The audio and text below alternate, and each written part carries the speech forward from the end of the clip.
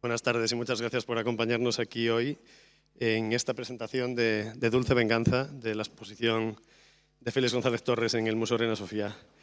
Me acompañan Alejandro Cesarco, que es artista uruguayo afincado en Madrid, librero del proyecto Lorenz, que es una espléndida librería de libros de arte y de artista en el barrio de Chueca, que os recomiendo absolutamente.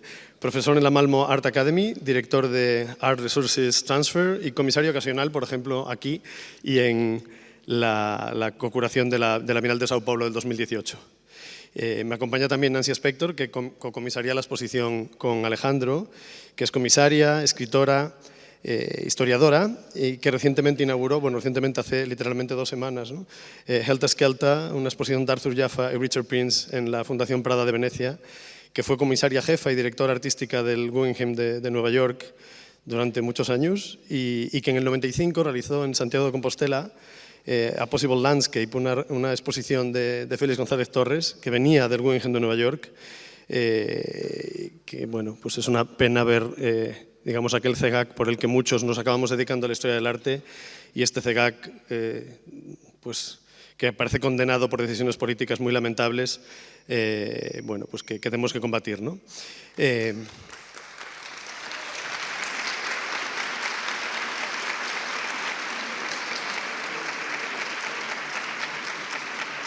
Ahora lo que hay es que traducir los aplausos, hay que traducir los aplausos en acciones, que es lo que es importante después. Bueno, a la vez, Nancy a la vez está preparando una nueva monografía sobre Félix González Torres. Creo que casi todos o todas las fans de Félix González Torres que estamos o estáis aquí, pues la tenemos en castellano, en inglés o en gallego incluso. Y realmente es un privilegio que esté, digamos, repensando esto 30 años después, actualizando aquella joya en una edición que saldrá en Phaidon at the end of the year, ¿no? Este otoño, this autumn, este otoño, sí. Bueno, a partir de ahora vamos a pasar a hablar todos en inglés, porque es mucho más fácil para los que tenéis traducción que oigáis un canal en castellano, que es el que tenéis de traducciones, y el otro canal va a ser el en vivo aquí, hablando en inglés. Lo digo por si alguien necesita todavía el auricular.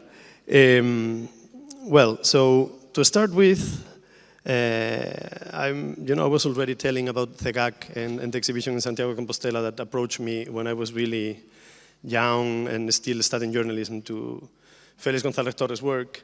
But I will put it in other words.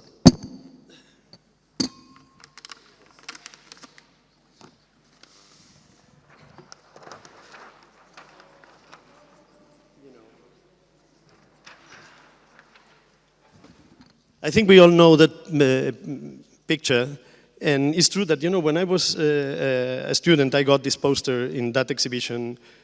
Continues to be with me in my home now, from place to place during the decades. But also the funny thing is that all my generation more or less has the same poster. Not only people from the arts, but people just loving art and have this framed in a way or the other, or just covering a fold at home, or like inside of a drawer to keep it clean, but really is a kind of a symptomatology of an infiltration that is happening in our generation, like a kind of a contamination issue that is making the iconicity of something. No?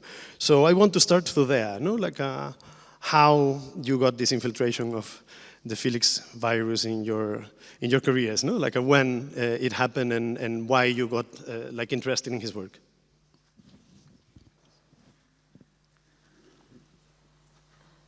Is this on? I think it should be on, yeah. Hello? Yeah. Okay. Good evening. I think it's up. It's up? Yeah. Hello? Sorry. That one should be it. Hello? Yeah. Okay.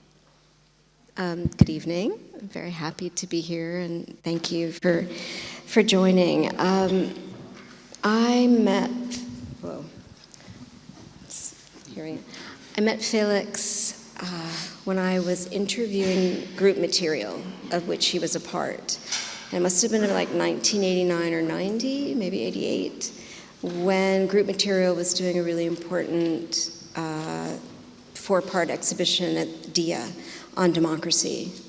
And I interviewed them for a now defunct London-based magazine called Art Scribe. And I remember being very intimidated by the kind of brilliance of Julie Auld and Tim Rollins. And Felix was just very friendly and welcoming, and the conversation continued from that moment. I did studio visits and really began to understand the work as he was making it at the time. That's when he was coming into his own, eventually left Group Material, and then that led to my proposing a show of his at the Guggenheim.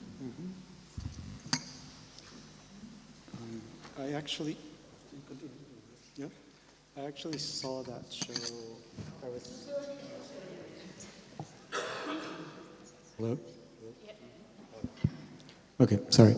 I just by chance saw that show when I was 18. I was traveling in New York. I had no idea what it was, nor that I would eventually become an artist, or that.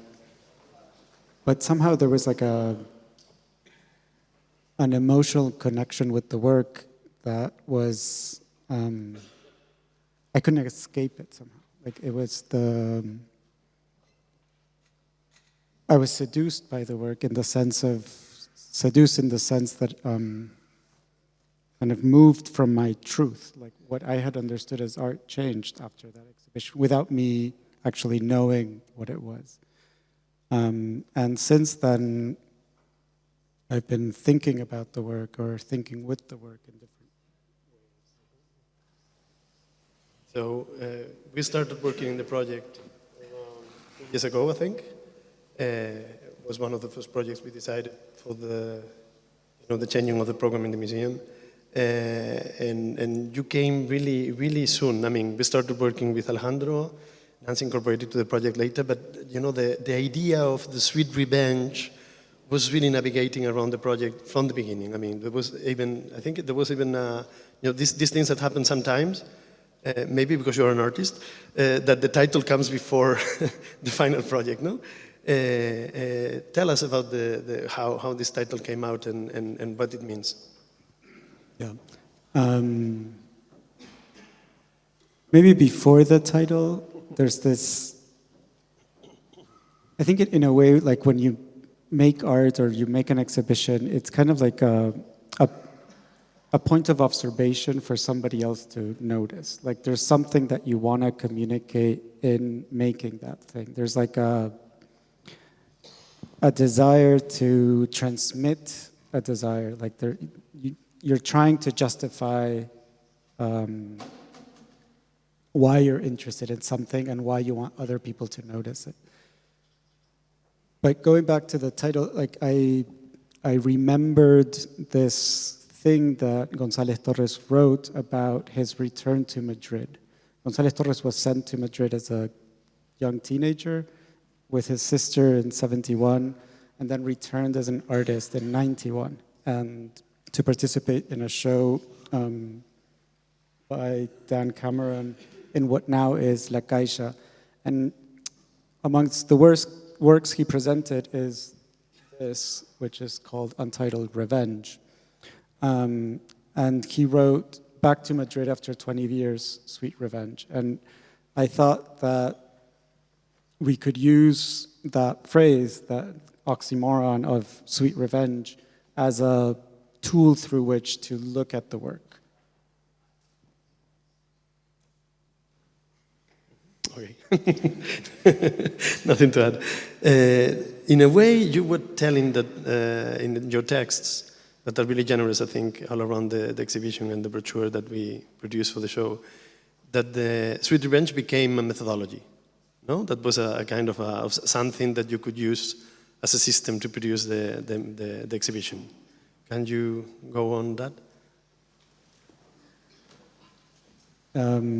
Yeah, we wanted to focus on the instability of meaning, like how things cannot be closed down to being only one thing, and to the use of contradiction or paradox or the possibility of being within nuance or allowing for that nuance. And we thought that there were multiple different strategies at play that kind of responded to this metaphor of sweet revenge. And landing in the exhibition, I remember, Nancy, that when we were having conversations at the beginning, and then I read it again in the text, that you were thinking a lot about how meaningful was the context of Reina Sofia for the exhibition. That is interesting for us because, you know, like when you will see the show, maybe you've seen it already, we have opened the windows, no, of both sides of the building. So you get into the patio of Nouvelle and the garden of Sabatini. This never happened since 40 years ago. I mean, we commemorate today the 40 years of the museum, the foundation of the Art Center, that was opened with an exhibition with these windows opened by Fernandez Alba in the refurbishment of the period of the old hospital. And I mean, there is something interesting about this. I mean, it's just a coincidence that you never produced, you know, but there is you know, like I feel in his works, context is something that needs to be produced, no? And which is the context of Reina Sofia in that sense, which was interesting for you? Well, there's always a very delicate dance in the work between biographical detail and the open-endedness of meaning and the generosity of inviting viewers to interpret the work as they will based on time that they're experiencing it, the context in which they're seeing it, and the whispers or clues that are provided in the portions of the titles and the parentheses. But the fact that this is Madrid, where Felix did travel as a young child, as a refugee from Cuba, and that he chose to make a puzzle called Madrid 1971, which is in the second gallery, really struck us as a very potent point of departure for one of the narrative channels in the exhibition. And the Reina Sofia, of course, being this site of contemporary art, not a space I'm not sure whether he actually saw it. I don't, in 91 was it open? So maybe he did. But it's Madrid-centric, and we really wanted to articulate that in a way that respected the kind of open-endedness, but to signal that the move or exile from Cuba to Madrid was a very meaningful, impactful experience for him, and thought about things about how, for instance, the concepts of exile and travel are two sides of the same coin in a sense, and that he explored both possibilities in the work. There's the dreams of travel, but then the hardships and the realities of exile and displacement. Yeah, that makes sense. But I also think that our proposal to open up the windows had to do with trying to make the space permeable to the outside, or situate the work in that way, like and the outside can be understood as Madrid, but also just in general, like society, politics, culture, etc. There's this idea of movement from the museum out and other way around, out into the museum, that was important to us. And from there, how the exhibition was constructed, which was, how the narratives came out and what you were exploring there.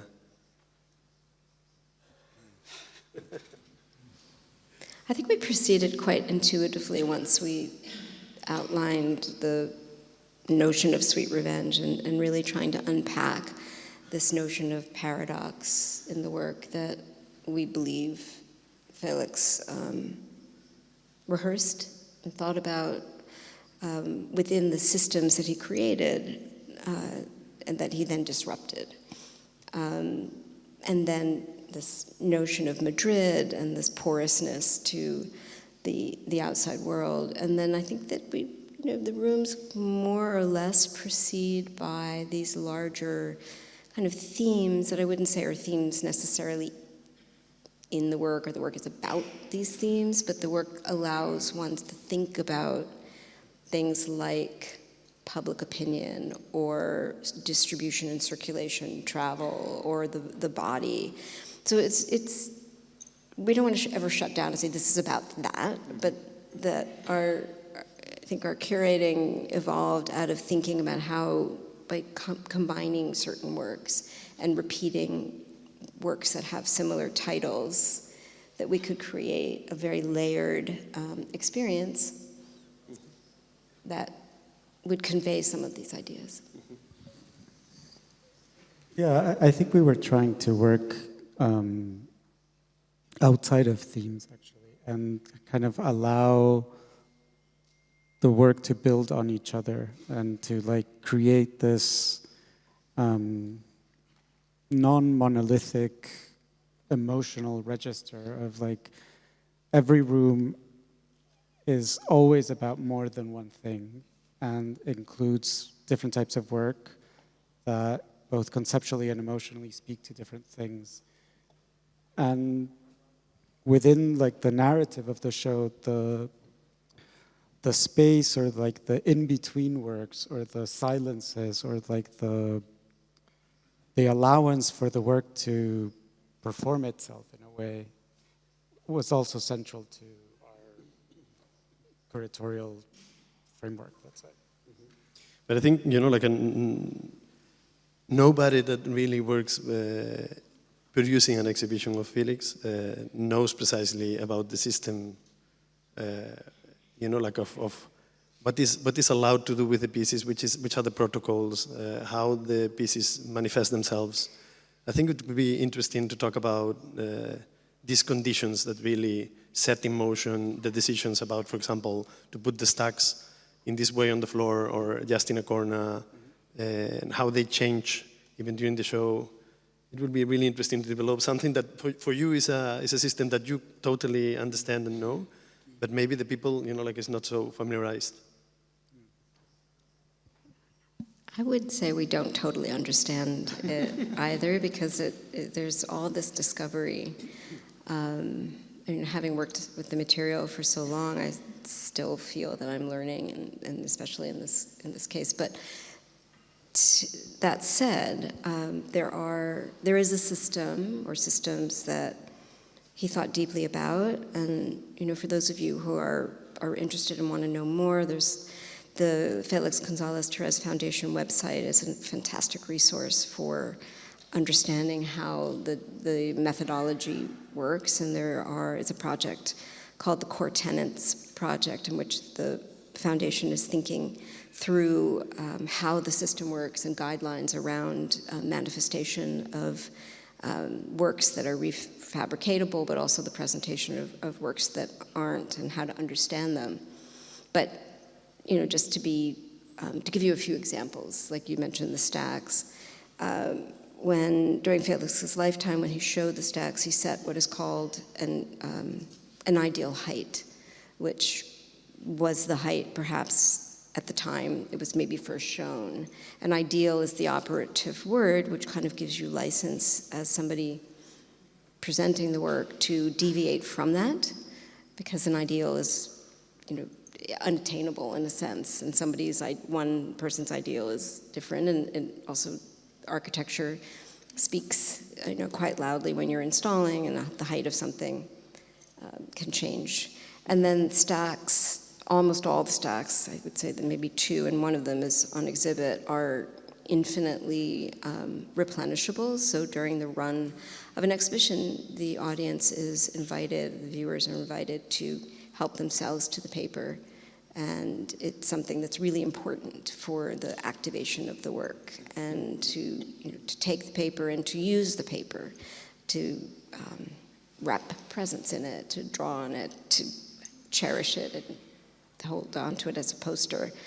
And the part of the process in making the show as curators and with the institution is how often they're replenished, and how, what does it mean to let a stack diminish, to the floor, for instance. And that's very possible. You can also choose to let it disappear. And that was something that was of interest to the artist. It's a bit hard as a curator to embrace that, because you have your idea of what your show should look like. But all of that is available and possible within the system that he created. Yeah, that's almost like a performative dimension to the work. When you see the show opens with two texts. One, an introductory text that kind of outlines the premise of the show, and then a methodology text that kind of also sets out these, like, the mechanics of the work, or the rights and responsibilities of the institution, of the curators, of the owners, of the viewer, etc. Talking about this performative condition, no? Like a performative for the audiences that take the posters from the stacks, take the candies, no? Like maybe eats them in the exhibition space, no? Or dances, no? That is a really, really interesting piece that maybe we can comment later. But for us, for the museum, for the institution itself, is really performative, no? Like producing a new way of understanding how the guards, no? Like in the rooms, need to behave. We were having a lot of discussions about the need or not, or the possibility that the guards are sharing the rubber bands to take the posters with you out of the exhibitions, no? Like this one. And if it's part of the function, they can decide if they do this for the people being generous, or this generosity is outside of the frame of work. So it's outside of the commitments that the unions are marking to the museum itself. Then, for example, the maintenance, no? And how this happens along the day of the show. And all the, you know, like, I mean, the exhibition is for sure a kind of a place of social trafficking, in a sense, no? And at the same time, there is those social choreographies that are produced, no? But the exhibition itself, in the sense precisely of permission, who is allowed to make what, and you know, like, and of course all the random circumstances that can happen that oblige or force you to take decisions, no? So it's at the end for the people and I mean, for the workers and for the audiences is a kind of an obligation to assume responsibility, and at the same time to share the construction of meaning, you know, of the experience of the people in the exhibition. And this was really a lot in the museum, no? Like, provokes a lot in a place that we have, you know, we're 700 people here. Everybody has their own tasks. Everything is really deeply defined. And it's really interesting how, you know, there is a kind of a softness that is going on, and it seems it's working. It's the first day, but yeah. But I think what you were getting at, this idea of decision-making, is really central, and it's linked ultimately to freedom. Like, you have to have the possibility of freedom in order to be able to decide.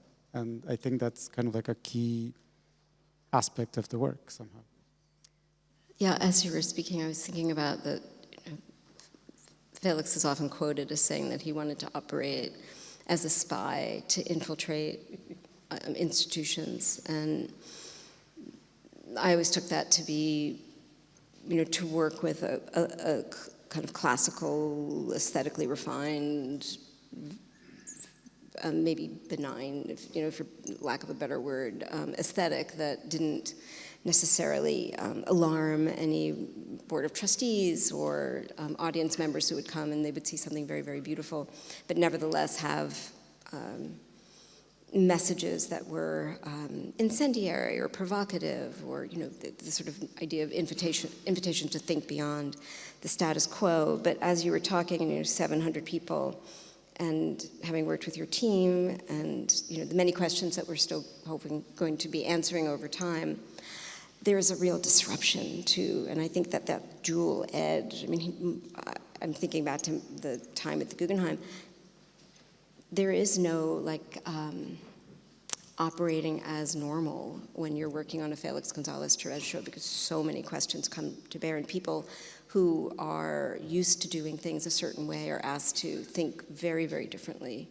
You know, you don't replace the Juan Miro that I hope that's that you walk by on the terrace. You know, it just sits there. So the kind of caretaking responsibility that he, you know, I think very deliberately, you know, you infiltrate and then disrupt. Yeah, I was thinking also about one other limit that the other frame of the institution that the exhibition was touching in a really clear way. The billboard, no, the Untitled for Parquet piece of '94, no. You were saying 85 editions, no, like a. Edition of 85 or 84? 84 would be, and then 15 artist proofs, I believe. So like this piece needs to be bought to be exhibited, no, like to be part of the project, and only is manifestable one time. So I mean, we need to install it, the different parts of the billboard on the wall, and once it's stuck, I mean, it can stay forever, but it's a temporary exhibition space. So we will paint that wall or take the billboard out. I mean, it only appears once, that is for this exhibition, and then will be destroyed. So, like a public institution from the public administration in Spain, because of the heritage laws, we cannot buy with public money something that will be destroyed, that will remain just as a documentation piece, no, pictures of the exhibition, whatever. So we needed, the help of the circles of collectors in the Foundation Reina Sofia, Museum Reina Sofia, as a Museo Reina Sofia, precisely to acquire it, donate it to the museum, and make possible that it appears in the exhibition. And I think this is a really interesting example, no, of how there is a kind of a circulatory and how do you call, like a, nuanced or even perverse way of dealing, no, with the structures that sustain the museum itself. I mean, in the sense, I think is everything becomes incredibly political in the sense, I mean, not political in the sense of a party, but political in the sense of something really bigger and much wider than management, no? Like to say it in another way. And something that is for me really interesting in the show. I mean, there's always, you're talking a lot in the texts about the different, not contradictory, but ambiguities, like like sides that, in a way, the work of Felix makes collide in a way that seems totally, I mean, opposites that appear to be happening at the same time without any trouble, no? Which is really amazing. And something that is really deep in your texts is talking precisely about figure and abstraction, no? Like a representation and abstraction, no? Like these two poles. And there is something really important, I think, in the exhibition that I've never seen so, I don't know, so shown in other exhibitions before. That is the texts, like there are a lot of works on texts, and of course there are the portraits, no, like all around the show. But if you think about it, is all the time texts are appearing. Of course, they are in the work of Felix, but I saw other exhibitions where these things were kind of separated, no, like, and here there is a work on words that is incredibly present and is flowing from one room to the other until the last things, like showing precisely where the quotations come from, so I think it will be interesting to reflect on that. The portraits and how you were dealing with the texts. I think there's many ways to answer that. I agree. I think there is like an insistence on language as a inherited framing device, and how do you respond and exist within that, from the titling of the work, but also, as you were saying, how language exists in the work as a way of dealing with representation in another form. I can. Yeah, we can talk about the portraits maybe, or we can talk about the photostats. But there's this, like this idea of something that is common or shared, like language is, but also specific and insufficient, like something that is always escaping the representation. So there's something fugitive and something, spy-like or like virus-like Nancy was saying, that is also the way that language is used.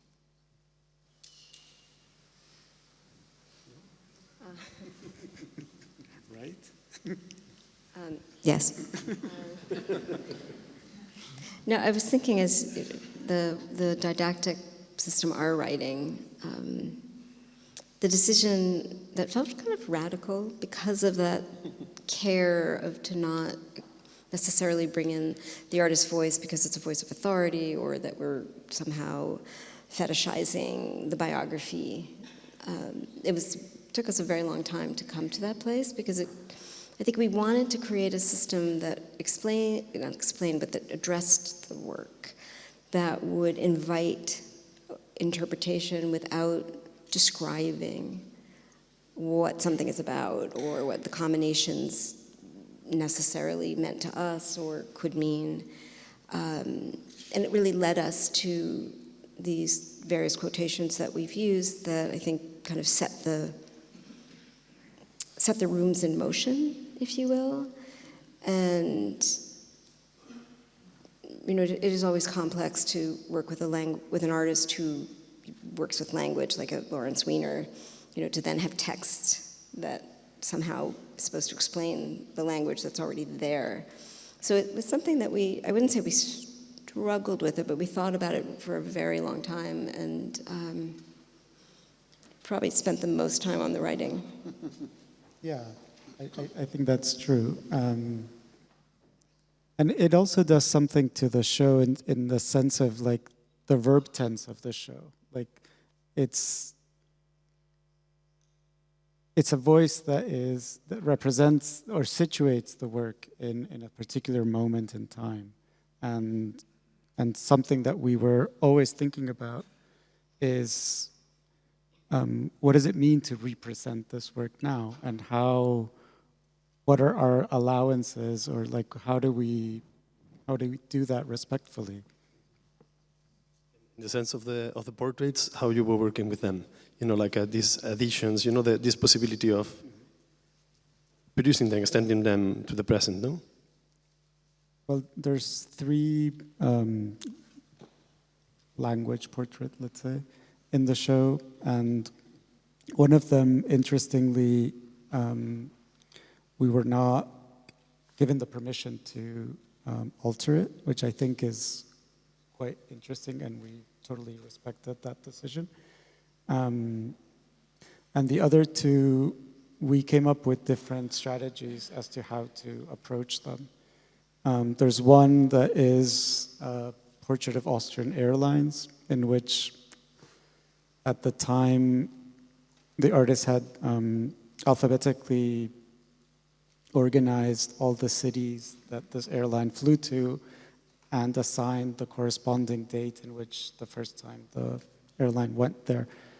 And we decided to kind of update it in a way, including sites of conflict or current sites of conflict, so Gaza and La Habana or Caracas or Washington, D.C., or etc., as well as including major tech companies and the moments in which those companies started to trade publicly.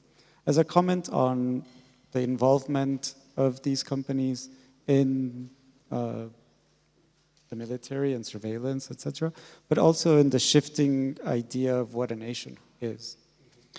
Would you like to speak about that?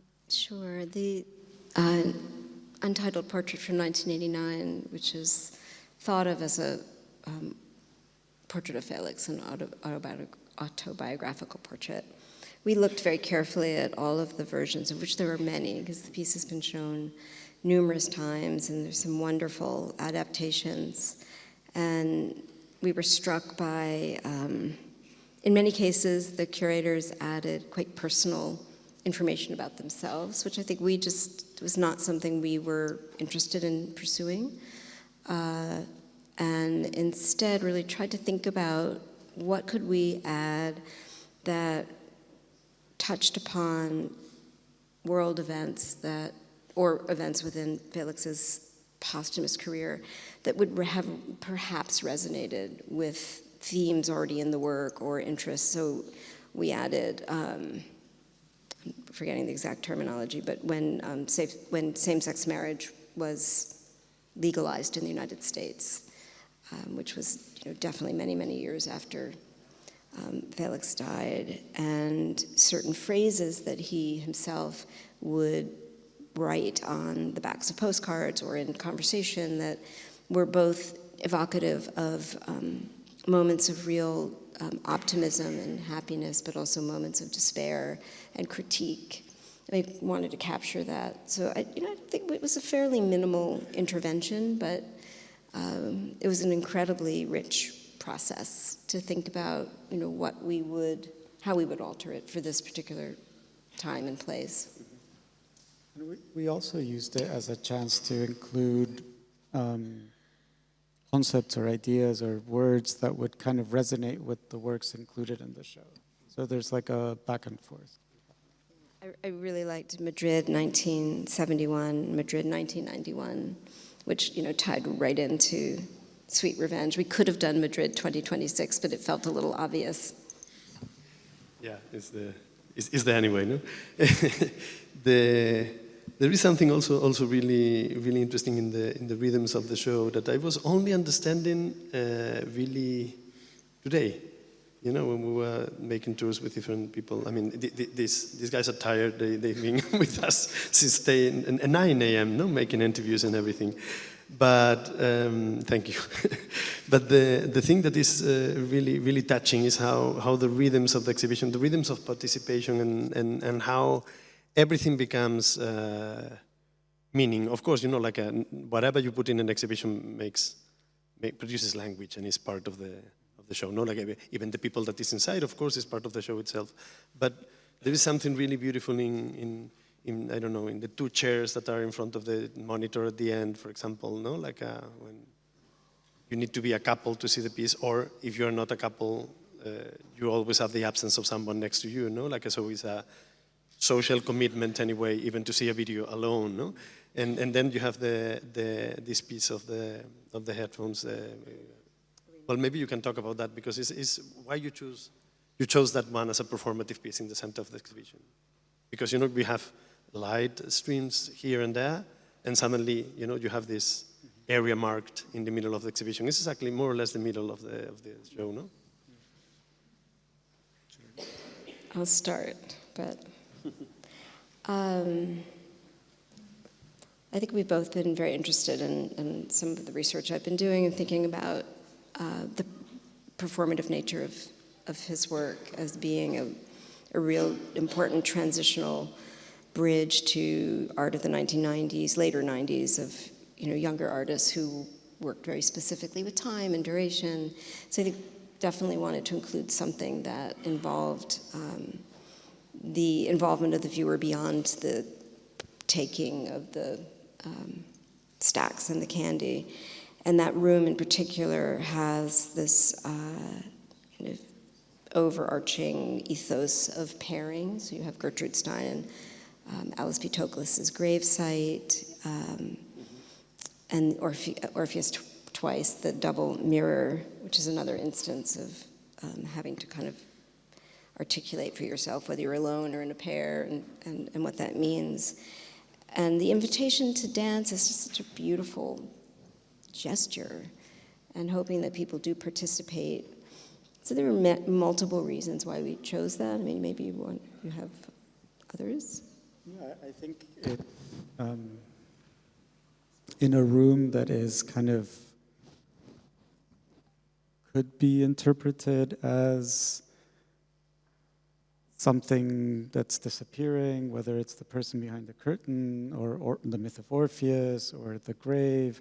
There's this moment of celebration and of love and coming together, and I don't know, there's this like dialogue and tension that is a little bit what we were saying at the beginning. There's never one theme that kind of congeals. Everything is being kind of negotiated, and we were interested in sustaining that. My last comment. Is a sentence that I read in the text yesterday that I was not falling into it before. I read them before, and I was really surprised suddenly. It was like, wow, this sentence, and I want an explanation. And you tell, it's like he anticipated the future of his own work. And this is really a deep thing to say, and will be amazing if you can develop that.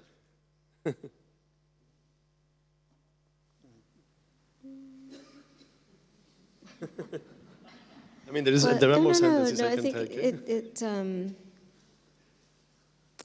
I think it goes back to what we were talking about of his very deliberate setting up of systems in which the works operate and how they perform and what they expect. I think that it was very, very deliberate, and the idea of work that can be infinitely perpetuated and infinitely interpreted allows for an existence that he couldn't have. And it was a kind of guarantee in a sense, and a faith. I think he had a remarkable faith. And I remember this, a conviction in the importance of the work. He knew, I really believe that he knew that what he was doing and what he was building and constructing would not just outlast him, but here we are today in 2026, really looking at this work, thinking about this work, living with this work. And that was 30 years ago when I did the first show. So I think that what he anticipated has really borne fruit, and I don't see there being any expiration date on that either. Maybe we can open the arena to que cualquiera puede hacer preguntas. You can make questions or pose questions if you need. I don't know, the microphones are somewhere. Ya. Allí tenemos los micrófonos. Gracias. ¿Hay alguna pregunta? Is there any question in the room? You see.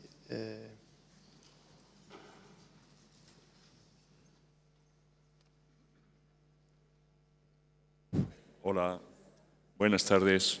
Nada, gracias por habernos introducido en este personaje que vivió muy poco, ¿no? Porque debió morir con 39 años, ¿no? Y no debió tener una dilatada trayectoria, porque dónde se formó y a qué edad empezó a producir. Y luego, Félix parece que nació justo con la Revolución Cubana y cuando en España llegó la televisión. Vino aquí con unos 14 años y se encontraría una España gris, franquista, llena de miedos. Y se fue por ahí, ¿no? A Miami, me parece. Y luego apareció por Nueva York, o quería ir a Nueva York, ¿no? Y bueno, pues la pregunta es cuándo empieza su obra y qué formación tiene, ¿no? Porque yo he visto muy deprisa la exposición y lo de Dulce Venganza, al leer el texto que me llegó del Reina Sofía, que me llegó una semana antes lo que viene, hablaba de povera, conceptualismo y minimalista. Y me he encontrado una obra dulce de caramelos, pero yo interpreté lo de Dulce por lo pronto que murió por el SIDA, ¿no?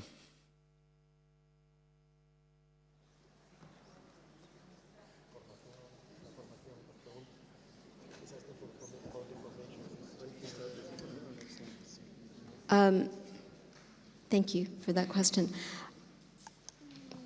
I don't have all the information, but when Felix left Madrid, he went to Puerto Rico, where he started to study art, and he attended the University of Puerto Rico, and I believe in San Juan, and he focused quite a bit at that point on printmaking and communications, but he also had a performative practice, and then he moved to New York, and he attended the Whitney Independent Study Program twice, which was very theoretical, as well as NYU, which had a joint program with the International Center of Photography, where he focused very much on photography. So he had quite a bit of training as an artist, and this was all up through the early 1980s, like late 70s into the 1980s.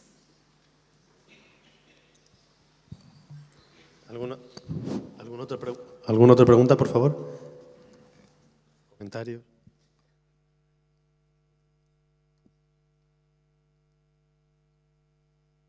pues nos vamos a ver a la exposición a tomar una cerveza. Muchas gracias a todos.